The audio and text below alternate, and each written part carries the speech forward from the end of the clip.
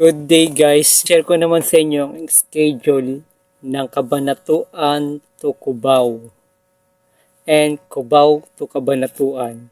Ang schedule po ng Cabanatuan to Cubao is magsisimula po siya ng 1:30 AM madaling araw sa Cabanatuan. Ang last trip po niyan ay alas 10 ng gabi. Last trip na po yon. Biyahing Cubao, Pasay na po yon. Dadaan na po ng EDSA.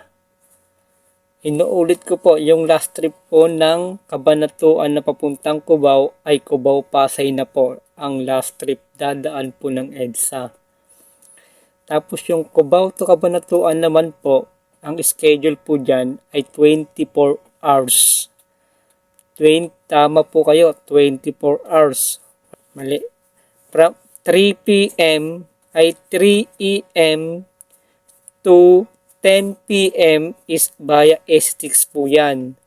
Tapos yung 10 p.m. to 3 p.m. ng madaling araw is via Bulacan. Sa Bulacan po dumadaan yung papuntang Cabanatuan. Pero 24 hours po yan, may biyahe. Sana po makatulong. Salamat.